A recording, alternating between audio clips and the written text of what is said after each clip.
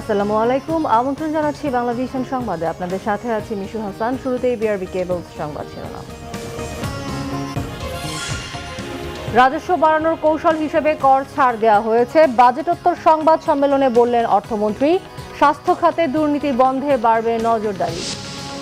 অর্থনৈতিক বাস্তবতার সাথে বাজেট কাঠামোর মিল নেই বলছে সিপিডি। ব্যবসায়ীদের খুশি করতেই কর ছাড়ের প্রস্তাব, বাড়বে না বিনিয়োগ। ব্যবসা বিনিয়োগ বান্ধব বাজেটে উন্নয়নের স্রোত দেখে বিএনপির গাত্রদাহ হচ্ছে বললেন ওবায়দুল কাদের। বাজেট ভাওতাবাজিতে ভরা মন্তব্য ফখরুলের। করোনায় আরও ৩৪ মৃত্যু, সংক্রমণের ৮০%ই ভারতীয় ভ্যারিয়েন্ট। রাজশাহী মেডিকেলে একদিনের সর্বোচ্চ ১৬ জনের প্রাণহানি।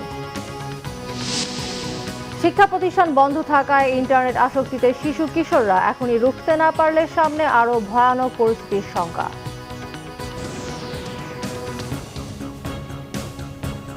দেখছিলেন বিআরবি কেবল সংবাদ শিরোনাম, এবারে বিস্তারিত। করোনা কালেও আগামী অর্থ বছরে লক্ষ্যমাত্রার চেয়েও বেশি প্রবৃদ্ধি অর্জন হবে আশা করে অর্থমন্ত্রী আ.হ.ম মুস্তফা কামাল জানিয়েছেন, রাজস্ব বাড়ানোর কৌশল হিসেবে এবার ছাড় দেওয়া হয়েছে করে। বলেন, কালো টাকা নয়, অপ্রদর্শিত অর্থ সাদা করার সুযোগ দেওয়া হয়েছে। স্বাস্থ্য খাতে দুর্নীতি বন্ধে নজরদারি বাড়ানোর কথাও জানান অর্থমন্ত্রী। প্রথা অনুযায়ী বাজেট পেশে পরের দিনে অর্থমন্ত্রী বাজেট উত্তর সংবাদ সম্মেলনে অর্থ বরাদ্দের যৌক্তিকতা ও বাজেটের নানা খুঁটিনাটি দিক তুলে ধরেন, আর সেটি হতো সশরীরে। তবে করোনার কারণে গতবারের মতো এবারও তিনি যুক্ত হন ভার্চুয়ালি। করোনাকালে দেশে হচ্ছে না প্রয়োজনীয় বিনিয়োগ, তাহলে আগামী অর্থ বছরের লক্ষ্যমাত্রা ৭.২% প্রবৃদ্ধি কেমন করে অর্জন হবে? এমন প্রশ্নের বিপরীতে অর্থমন্ত্রী প্রবৃদ্ধি নিয়ে আরো বেশি আশাবাদের কথাই জানালেন।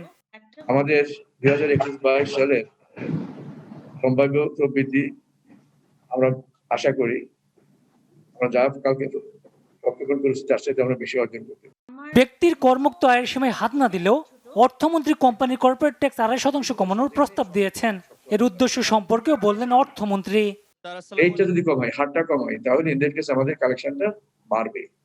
আমরা কিন্তু এই যে কমালাম, আমাদের বড় উদ্দেশ্য হচ্ছে এর পিছনে আমাদের ইভেন্চুয়ালি আমরা বিশ্বাস করি যে উইল বি উইনার। আমরা একটা উইনিং সিচুয়েশন থেকে এই কাজটি করার চেষ্টা করছি। এই জন্য রেট কমানো হয়েছে আমাদের আরো বেশি কালেকশনের জন্য। আমি কালো টাকা নিয়ে কখনো কথা বলি নাই। আমাদের বাজেটে আমাদের যে আমরা যে প্রভিশনটি রেখেছিলাম সেটি হলো অপ্রদর্শিত আয়। অপ্রদর্শিত আয় এবং কালো টাকার মধ্যে যে গালফ অফ ডিফারেন্স। বাজেট উত্তর সংবাদ সম্মেলনে যুক্ত হয়ে পরিকল্পনা মন্ত্রী বলেন, বাজেটে ঘাটতি নিয়ে চিন্তার কোনো কারণ দেখছেন না তিনি। অতি পরিচিত পথ, নতুন কোনো পথ নয়। আমাদেরকে অভ্যন্তরীণ মানে বাইরে থেকে আমাদেরকে ধার করতে হবে। ধারের বাজার এখন খুব ভালো। এটা আমি যে আমরা যা বিদেশে যারা ধার দেয় তাদের কথাবার্তায়, তাদের আচরণে আমরা দেখেছি, এবং আমাদের ধারের রেকর্ডও তো খুবই ভালো। করোনাকালে কৃষি খাত অর্থনীতিতে বড় ধরনের সাপোর্ট দিয়ে যাচ্ছে উল্লেখ করে কৃষিমন্ত্রী বলেন, বাণিজ্যিকরণের দিকে নিয়ে যাওয়া হচ্ছে কৃষিকে। কৃষিকে আমরা এখন বাণিজ্যিকীকরণ করব, যাতে করে মানুষের আয় বাড়ে, কর্মসংস্থান হয়, বিশেষ করে গ্রাম বাংলায়, পল্লী বাংলায়। গ্রামীণ বাংলাদেশ আসলে গ্রামীণ বাংলাদেশ। ইনশাল্লাহ বাজেট ভালো আছে এই কৃষির জন্য।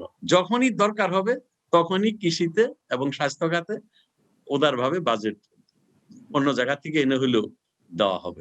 এবার স্বাস্থ্য খাতে গতবারের চেয়ে 13.3% বরাদ্দ বাড়ানো হয়েছে। তবে এ খাতে দুর্নীতি বন্ধে নজরদারি বাড়ানো হবে জানান অর্থমন্ত্রী। GM. Hasan, Bangla vision, Dhaka.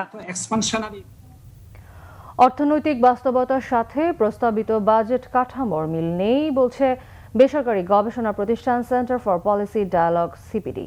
Budget পর্যালোচনায় সিপিডির গবেষকরা জানিয়েছেন, জীবন জীবিকা রক্ষার তাগিদে বাজেটে স্বাস্থ্য খাত গুরুত্ব পেলেও এ বিষয়ে সুস্পষ্ট রূপরেখা নেই। ব্যবসায়ীদের খুশি করতে কর ছাড়ের প্রস্তাব থাকলেও তা বিনিয়োগ ও কর্মসংস্থান তেমন বাড়াবে না। দূর হবে না আয় ও ভোগের বৈষম্য। 2021-2022 অর্থ বছরের বাজেটটি সংক্ষিপ্ত আকারে উপস্থাপন করছে।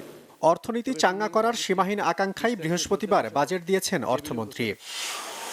দেশীয় শিল্প সুরক্ষায় অর্থমন্ত্রীর কর ছাড়ের প্রস্তাবে ক্ষুদ্র ও মাঝারি শিল্প ঘুরে দাঁড়াবে, গড়ে উঠবে কৃষিভিত্তিক শিল্প। কিন্তু মহামারীর এই দুঃসময়ে যে স্বাস্থ্য খাত নিয়ে এত হইচই, সে বিষয়ে বাজেটে স্বচ্ছ রূপরেখা না থাকাটা হতাশাব্যঞ্জক, এমন মূল্যায়ন সিপিডির।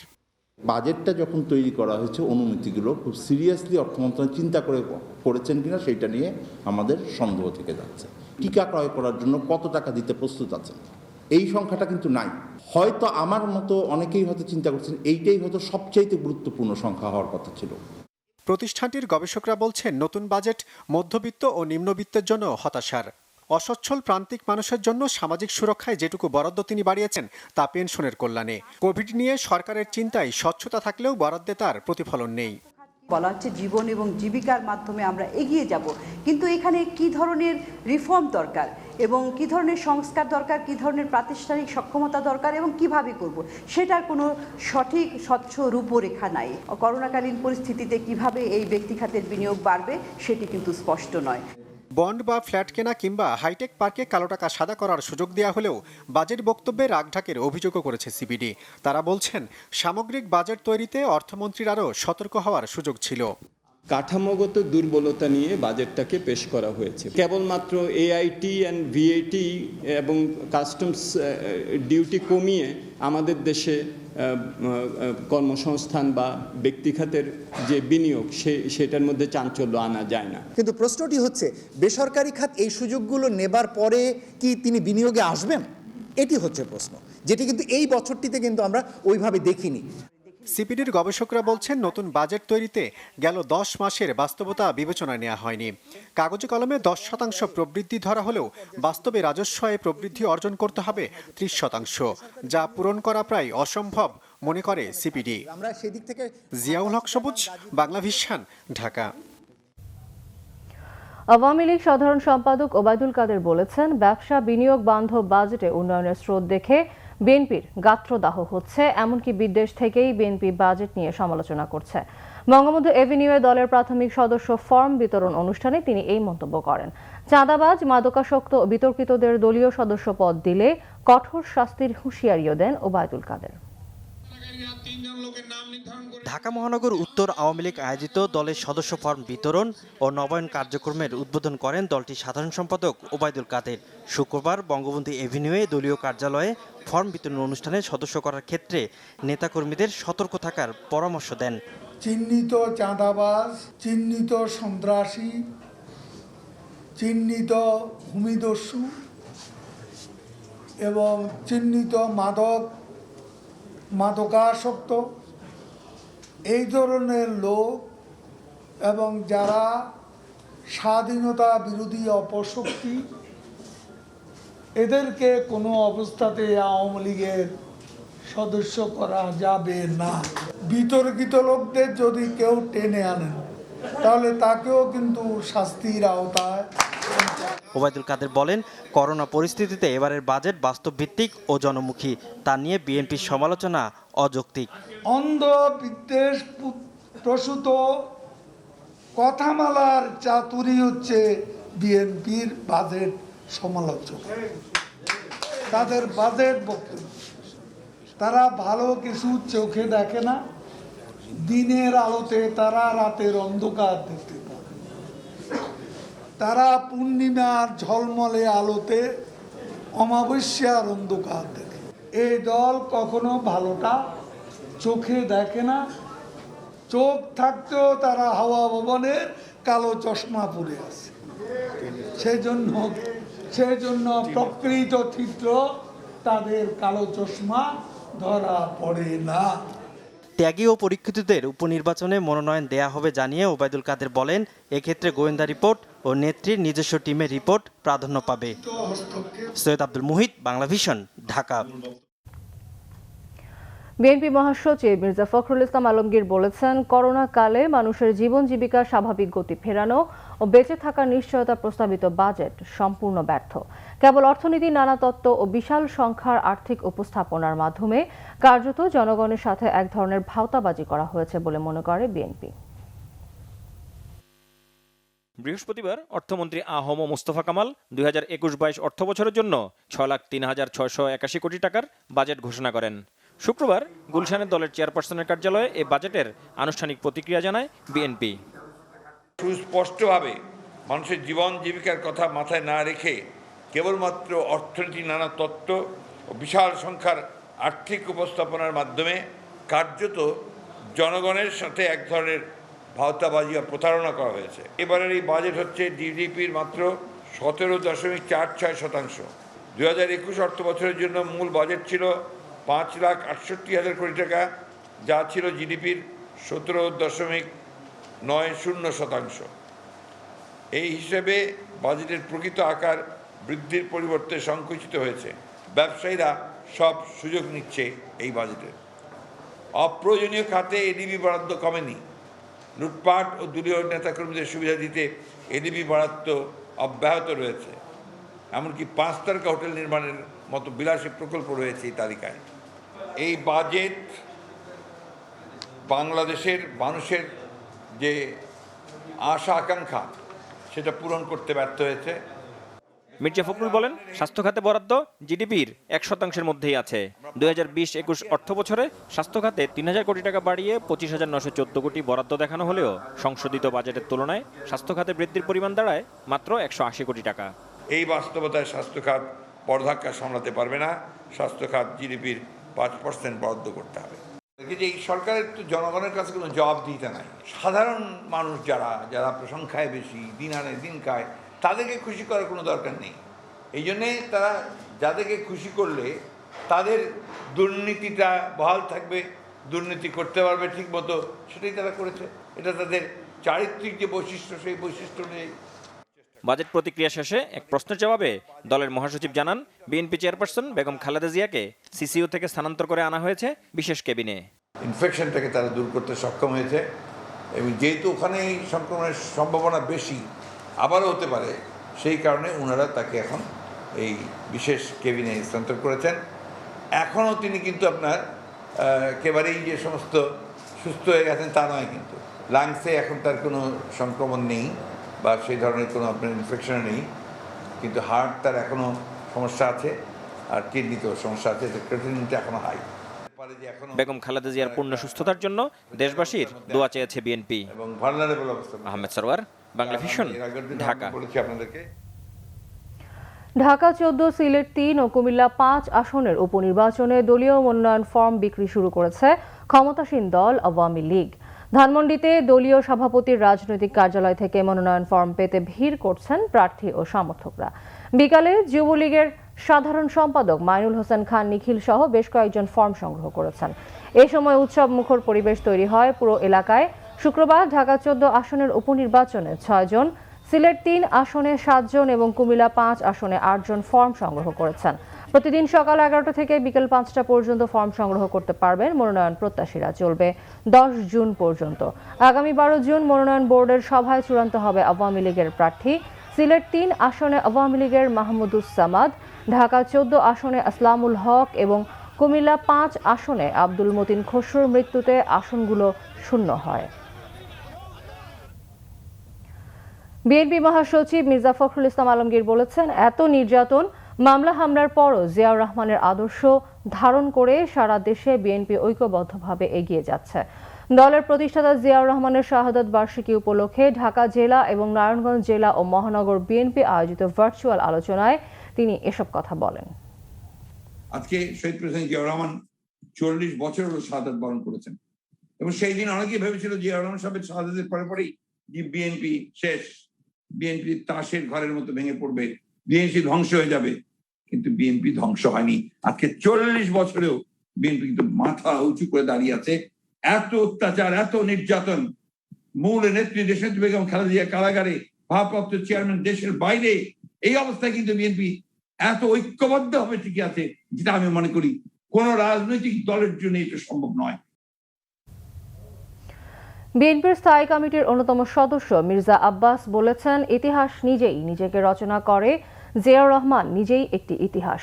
শুক্রবার জাতীয় প্রেস ক্লাবে শহীদ প্রেসিডেন্ট জিয়াউর রহমানের 40তম শাহাদত বার্ষিকী উপলক্ষে আয়োজিত আলোচনা অনুষ্ঠানে মির্জা আব্বাস বলেন, ইতিহাসকে যে বিকৃত করার চেষ্টা করে সেই ইতিহাসের আস্তাকুঁড়ে নিক্ষিপ্ত হয়।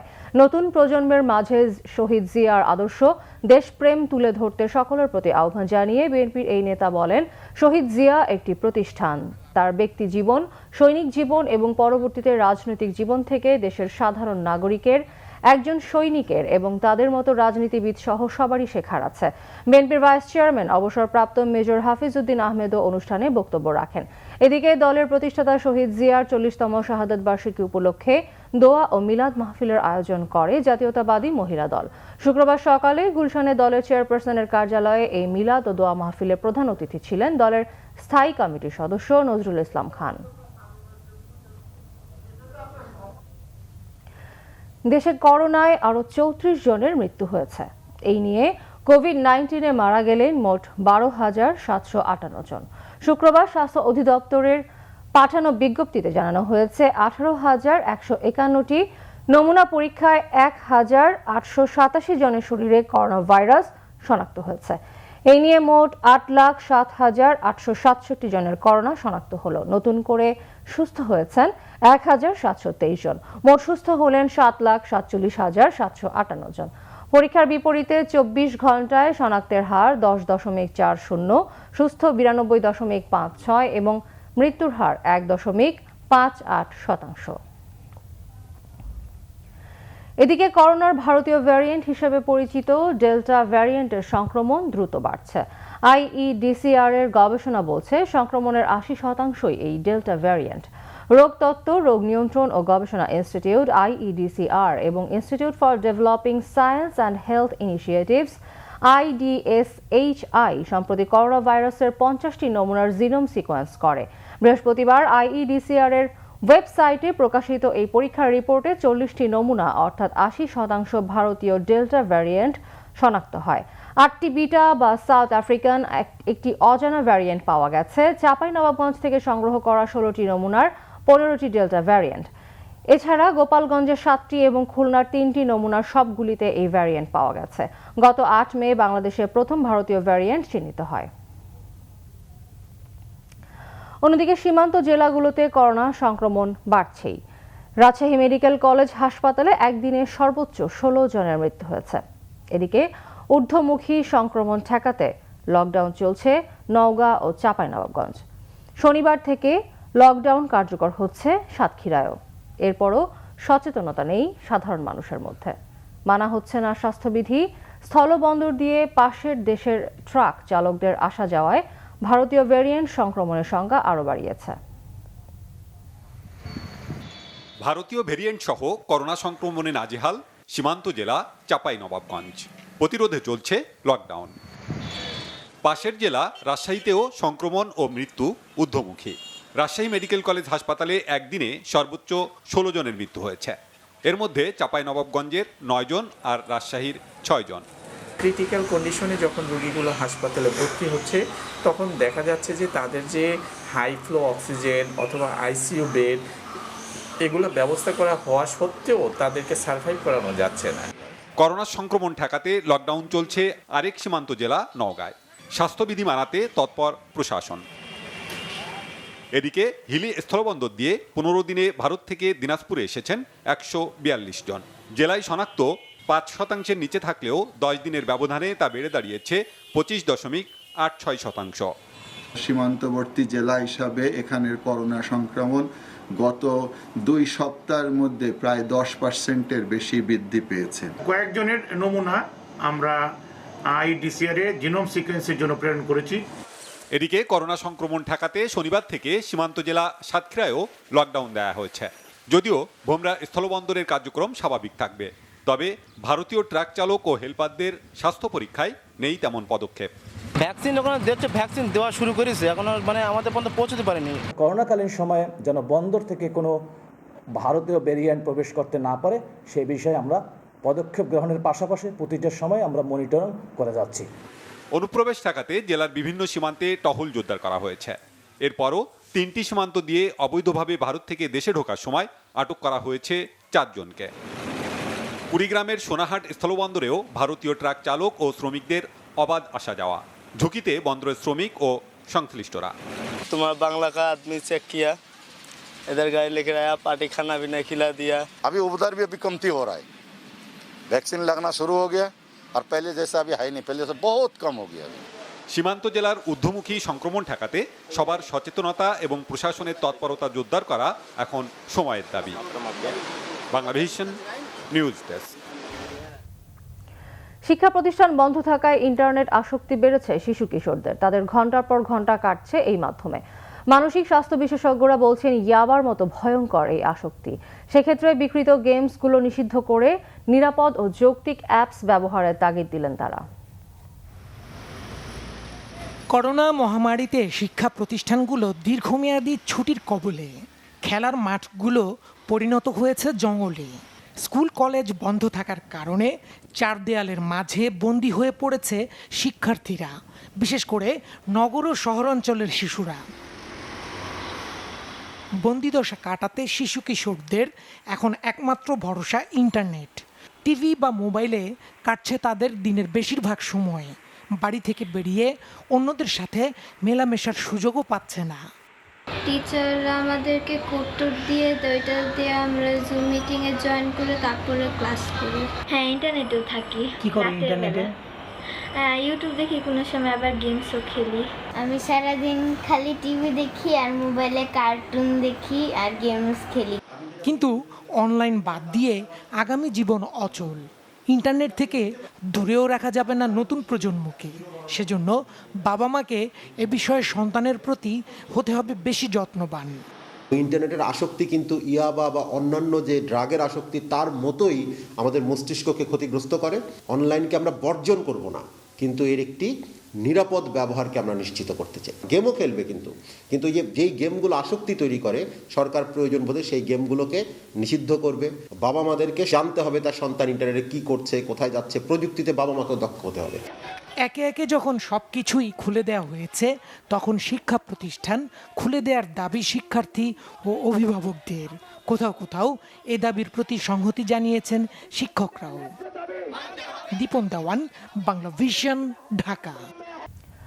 ব্যবসায়ীরা নয়, সরকারই বাড়িয়েছে ভোজ্য তেলের দাম, মন্তব্য ব্যবসায়ীদের। খুচরা বিক্রেতারা জানিয়েছেন এত অল্প সময়ের এমন মূল্য বৃদ্ধির রেকর্ড এটি। পেঁয়াজের দাম এখনো চড়া, অন্য আরও কিছু পণ্যের আয়ের সঙ্গে পণ্য মূল্যের ক্রয়ের সঙ্গতি হারিয়ে ফেলেছেন ভোক্তারা। বোতলের ভোজ্য তেলের দাম রমজানের সময় প্রকারভেদে ছিল 100 থেকে 120, কখনো 130 টাকা। সরকার দাম বেঁধে দিয়েছে 153 টাকা লিটার। কিছু বাজারে এর চেয়ে কম দামে তেল বিক্রি হচ্ছে। হিসাবটা জটিল মনে হলেও খুচরা ব্যবসায়ীরা বলছেন বাজারের চেয়ে অতিরিক্ত বেশি দামই নির্ধারণ করেছে সরকার। একসাথে 11 টাকা 12 টাকা, এটা ব্যবসায়িক জীবন আমি 22 বছর ব্যবসা করি, আমার ব্যবসায়িক জীবন আমি এরকম দেখি নাই যে একসাথে 11 টাকা সরকার এভাবে নির্ধারণ করে তেলের রেট। এটা কখনো হয় নাই। হঠাৎই বাড়ে, ডেইলি প্রতি সপ্তাহে 2 বার বাড়ে। কমেনি পেঁয়াজের দামও। দেশি পেঁয়াজ এখনো 60 টাকা কেজি। হঠাৎ দামের ঊর্ধ্বগতির রহস্য বুঝতে পারছেন না দোকানিরাও।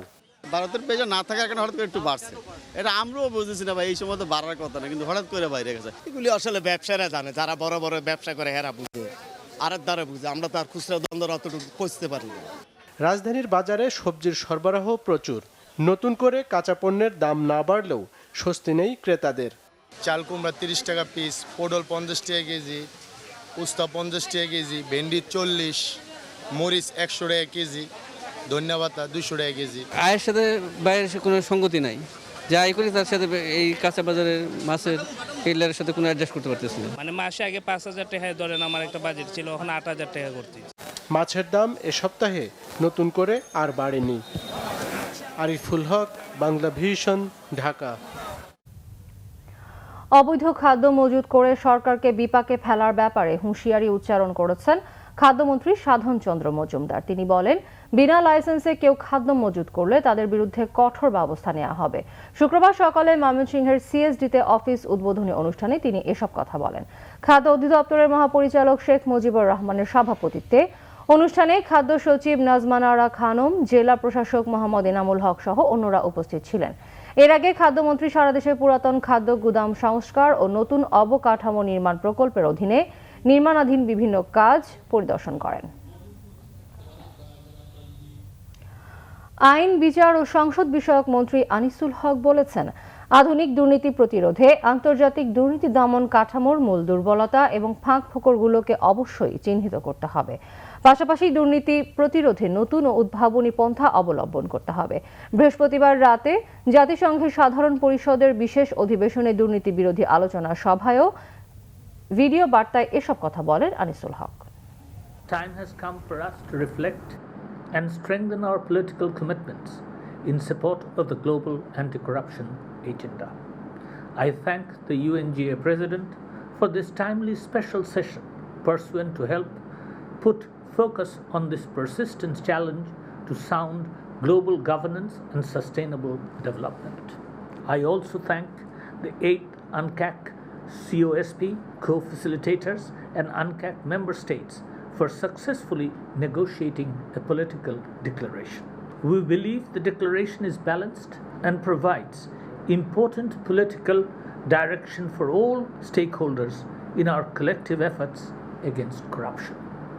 It is up to us as member states to live up to the commitments and recommendations enumerated in the political declaration as we redeem our pledge under the relevant SDG target. বজ্রপাতে জামালপুরে 5 জন, চাঁপাইনবাবগঞ্জে মা, ছেলে এবং বাগেরহাটে 1 জনের মৃত্যু হয়েছে। জামালপুরের বকশীগঞ্জ, দেওয়ানগঞ্জ ও মেলান্দহ উপজেলায় বজ্রপাতে 1 নারী সহ 5 জন প্রাণ হারিয়েছেন। শুক্রবার বিকেলে এই দুর্ঘটনা হয়। বকশীগঞ্জ উপজেলায় হঠাৎ ঝড় বৃষ্টি শুরু হলে নদীতে গোসল করা অবস্থায় হরবাদশাহ মিয়া বাড়ির কাছে ক্ষেত থেকে ধান সংগ্রহ করার সময় আকিজা বেগম ও ধান খেতে কাজ করার সময় খলিলুর রহমানের মৃত্যু হয়। দেওয়ানগঞ্জের চিকাজানি এলাকায় বজ্রপাতে মারা যান রাজমিস্ত্রি আনামিয়া। মেলান্দহের ঘোষেরপাড়া এলাকার কৃষক তাজেল মণ্ডল বাইরে কাজ করা অবস্থায় বজ্রপাতে মারা যান। এদিকে চাঁপাইনবাবগঞ্জে আম কুড়াতে গিয়ে বজ্রপাতে মা, ছেলের মৃত্যু হয়েছে। শুক্রবার বিকেলে ঝড়ের সময় আম কুড়াতে যান তারা। ঘূর্ণিঝড় ইয়াসের প্রভাবে চট্টগ্রাম বন্দর জেটিতে পানি ওঠার ঘটনায় দুশ্চিন্তাগ্রস্ত বন্দর কর্তৃপক্ষ ও ব্যবহারকারীরা। কয়েকবার পানি ওঠায় ভবিষ্যতে পণ্যের সুরক্ষায় দরকারি পদক্ষেপ নেয়ার কথা বলছেন বন্দর ব্যবহারকারীরা। বন্দর চত্বরে রাখা মূল্যবান আমদানি পণ্যের পাশাপাশি রপ্তানি পণ্য ক্ষতিগ্রস্ত হলে বন্দরের ভাবমূর্তি ক্ষতিগ্রস্ত হবে বলে ধারণা ব্যবসায়ীদের। চট্টগ্রাম বন্দরে জাহাজ আসা যাওয়া নির্ভর করে জোয়ার ভাটার উপর। নাব্য না থাকায় ভাটায় বন্ধ থাকে বন্দরে জাহাজ চলাচল। তবে মাঝে মাঝে মাত্রাতিরিক্ত জোয়ার আবার অভিশাপও হয়ে দাঁড়ায়, যেমনটি হয়েছিল ঘূর্ণিঝড় ইয়াসের প্রভাবে। এতে বেশি উঁচু জোয়ারে বন্দর জেটিতে পানি ঢুকে কন্টেইনারের নিচের অংশ কিছুটা ডুবে যায়। ভারী বৃষ্টি, ভরা জোয়ার ও ঘূর্ণিঝড়ের প্রভাবে এর আগে অন্তত আরও 3 বার বন্দর জেটিতে পানি ঢুকেছিল। জলবায়ু পরিবর্তনের বিষয়টি মাথায় রাখতে হবে বললেন বন্দর ব্যবহারকারীরা। ক্লাইমেট চেঞ্জের সাথে সাথে সবকিছু চেঞ্জ করতে হবে। Chittagong container terminal, New Mooring container terminal, main jetty, এটা তো অলরেডি গত 20 বছর 25 বছর আগে করা হয়ে গেছে। তো সেটাতে কিন্তু হাত দেওয়ার কোনো সুযোগ নেই।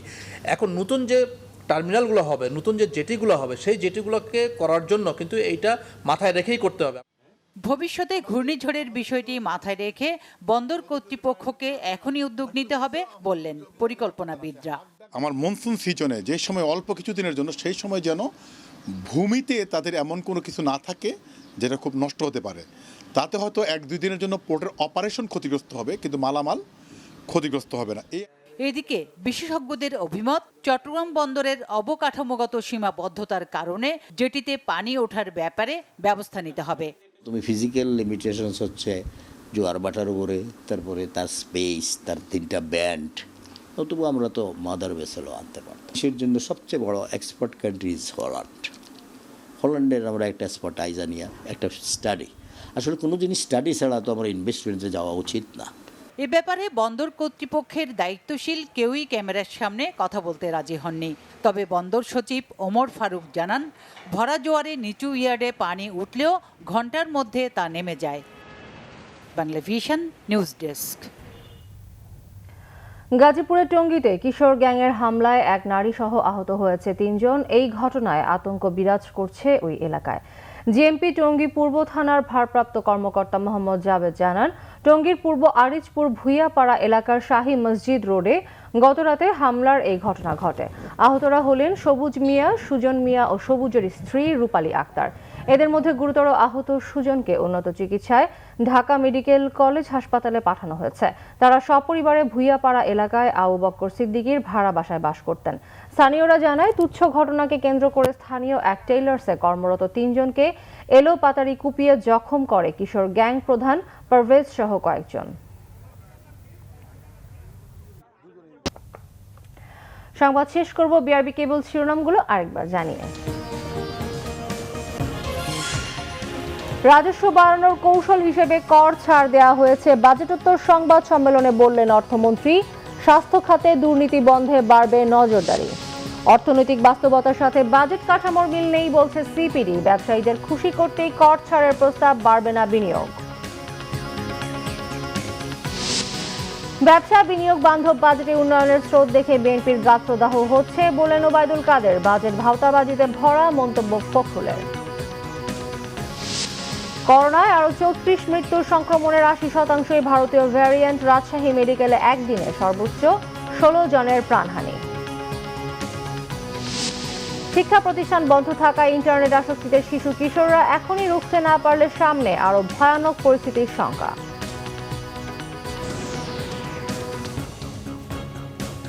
এই ছিল এখনকার মতো। পরবর্তী সংবাদ রাত 1টায় দেখার আমন্ত্রণ রইল। এছাড়া বাংলাভিশন সংবাদ ও সংবাদ সংশ্লিষ্ট অনুষ্ঠান দেখতে ভিজিট করুন www.banglavision.tv ও facebook.com/banglavision-এ এবং সাবস্ক্রাইব করতে পারেন youtube.com/banglavision news। এতক্ষণ সঙ্গে থাকায় ধন্যবাদ।